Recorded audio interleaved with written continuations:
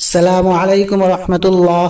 আমাদের সমাজে হিজড়া বা তৃতীয় লিঙ্গের মানুষদের নিয়ে অনেক ভুল ধারণা রয়েছে, কিন্তু আপনি কি জানেন ইসলামী শরীয়তের দৃষ্টিতে হিজড়াদের দেওয়া খাবার খাওয়া বা তাদের দাওয়াত গ্রহণ করার মূল শর্তটি কি? কেবল হিজড়া পরিচয়ের কারণেই কি তাদের দাওয়াত বর্জন করা যাবে? আজকের ভিডিওতে আমরা এই গুরুত্বপূর্ণ মাসআলা নিয়ে আলোচনা করব। বিষয়টি সহজে ও স্পষ্টভাবে বোঝার জন্য আমরা পুরো ভিডিওটিকে কয়েকটি ধাপে ভাগ করেছি। আর সবচেয়ে বড় কথা, আপনাদের শতভাগ নিশ্চিত করতে এই আলোচনা নির্ভরযোগ্য ফিকহের কিতাব থেকে নিখুঁত ও নির্মূল রেফারেন্স উপস্থাপন করা হবে। ইসলামের এমন গুরুত্বপূর্ণ ও অজানা মাসআলাগুলো নিয়মিত জানতে এখনই আমাদের চ্যানেলটি সাবস্ক্রাইব করে পাশে থাকা বেল আইকনটি অন করে দিন। আর ভিডিওটি ভালো লাগলে একটি লাইক দিয়ে অন্যদের জানার সুবিধার্থে শেয়ার করতে ভুলবেন না। চলুন মূল আলোচনাটি শুরু করা যাক। প্রথম ধাপ, দাওয়াত কবুলের সাধারণ বিধান। মূল আলোচনায় যাওয়ার আগে আমাদের জানতে হবে ইসলামে দাওয়াত কবুলের সাধারণ নিয়ম কি। ইসলামে একজন মুসলিম ভাইয়ের দাওয়াত কবুল করা সুন্নতে মুআক্কাদা এবং কোনো কোনো ক্ষেত্রে এটি ওয়াজিবের কাছাকাছির অন্তর্ভুক্ত ইবাদত। হিজড়ারা যদি মুসলিম হয় তবে তারাও ইসলামের এই সাধারণ ভ্রাতৃত্ববোধের বিধানের আওতাভুক্ত। প্রিয় ভাই ও বোনেরা, পারস্পরিক সুসম্পর্ক ও সামাজিক বন্ধন অটুট রাখতে ইসলাম আমাদের অত্যন্ত সুন্দর নির্দেশনা দিয়েছে। সহিহ মুসলিমের হাদিসে এসেছে, আল্লাহর রাসূল সাল্লাল্লাহু আলাইহি ওয়াসাল্লাম দাওয়াত গ্রহণ করতে ইরশাদ করেছেন। হাদিসটি হলো আন ইবনে উমর রাদিয়াল্লাহু আনহু قال قال رسول الله صلى الله عليه وسلم ائتوا الدعوة إذا دعيتم। অর্থ, ইবনে উমর রাদিয়াল্লাহু তাআলা আনহু থেকে বর্ণিত, নবী সাল্লাল্লাহু আলাইহি ওয়াসাল্লাম বলেছেন, তোমাদের কাউকে দাওয়াত দেওয়া হলে তাতে সাড়া দিবে। কিতাব সহিহ মুসলিম, হাদিস নম্বর 3404, অধ্যায় কিতাবুন নিকাহ, বিবাহের অধ্যায়, পরিচ্ছেদ দাওয়াত কবুলের নির্দেশ।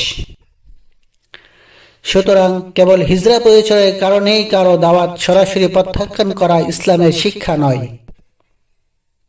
দ্বিতীয় ধাপ, উপার্জনের উৎস ও দাওয়াত সবচেয়ে গুরুত্বপূর্ণ শর্ত। এখানেই আসে মূল শর্তটি। হিজড়াদের দাওয়াত গ্রহণের ক্ষেত্রে মূল নীতি হলো তাদের সামাজিক পরিচয় নয়, বরং তাদের উপার্জনের উৎস।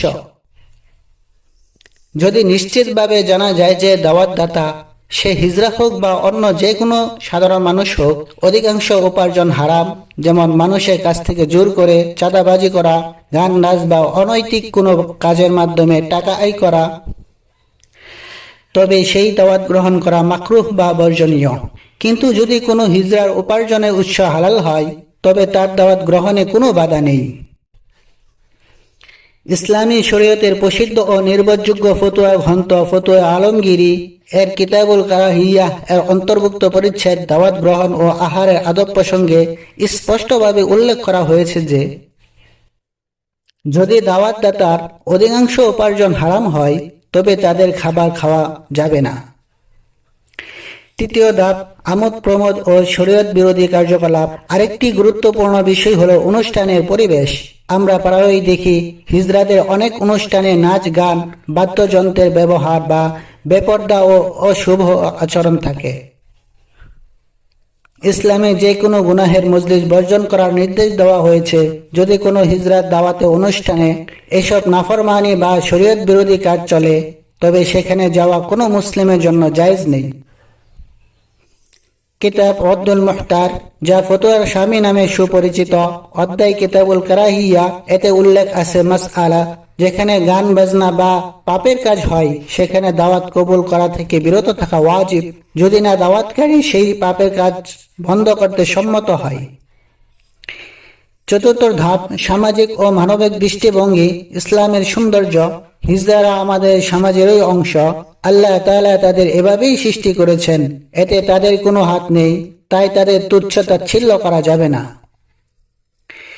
হিজড়াদের মধ্যে যারা সাধারণ মানুষের মতো শালীন জীবনযাপন করে এবং হালাল পথে উপার্জন করে, তাদের দাওয়াত গ্রহণ করলে তারা মানসিকভাবে আশ্বস্ত হয়, তারা নিজেদের সমাজের মূল স্রোতের অংশ মনে করে এবং